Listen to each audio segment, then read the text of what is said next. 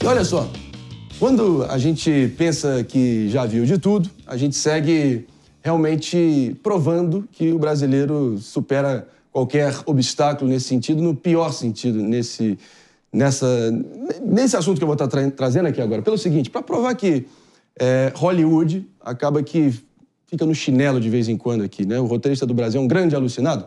Queria perguntar para vocês, meus pares aqui, se vocês acreditam que existia uma rede de fake news de eleições, tá?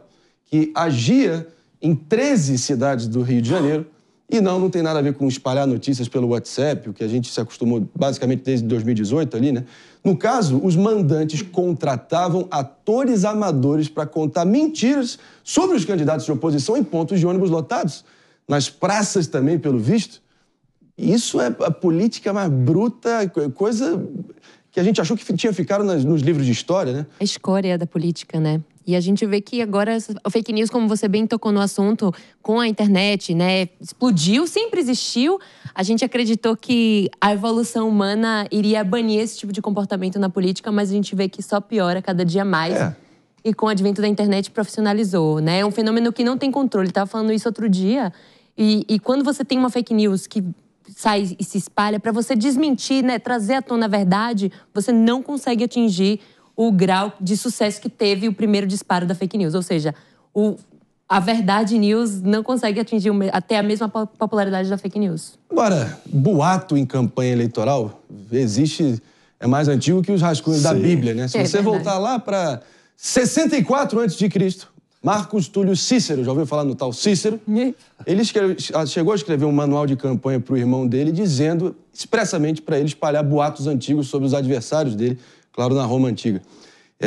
Enfim, só para dizer que, claro que os métodos são aperfeiçoados. E esse esquema funcionava exatamente assim, né? Por exemplo, você é candidato. Eu, com o PP, eu era ator.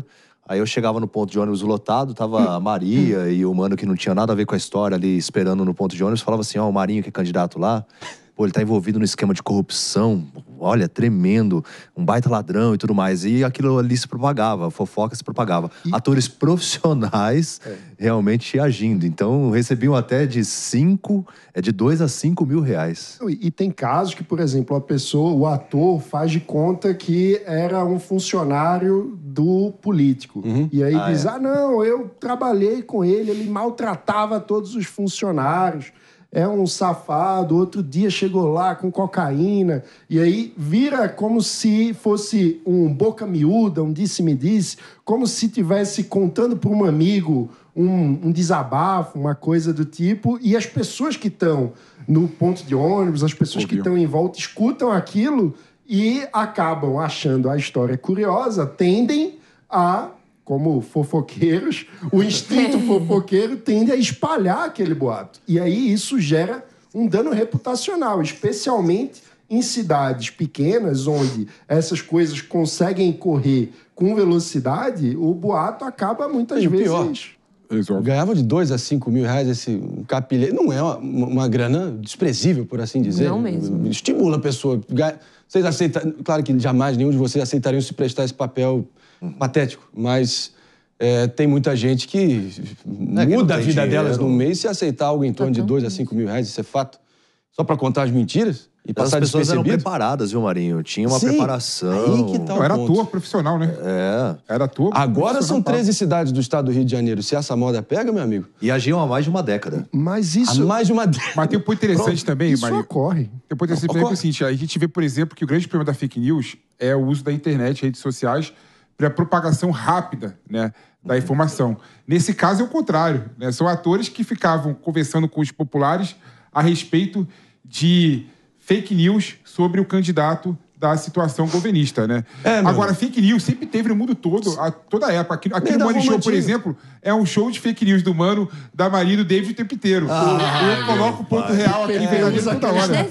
Acuse-os do que você faz. Chame-os do que você é.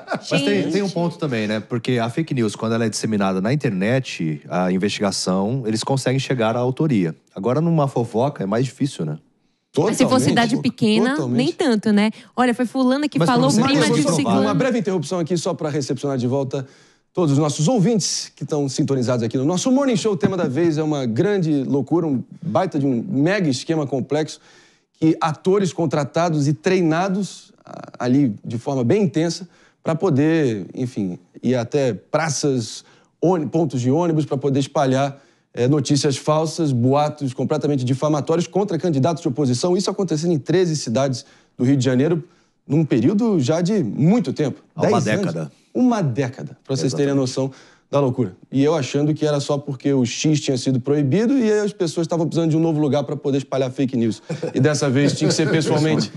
Enfim. Esse submundo sempre existiu. É algo que, infelizmente, a gente descobriu essa quadrilha, mas certamente tem muito mais Brasil afora, especialmente em eleições assim. Quantas vezes a gente já não ouviu rumores de que até candidatos à presidência seriam usuários de cocaína, que teriam dado chilique numa festa? Esse tipo de recurso, infelizmente, é utilizado há muito tempo na política e é muito difícil realmente conseguir ter uma eficiência de tirar essa arma suja do jogo eleitoral.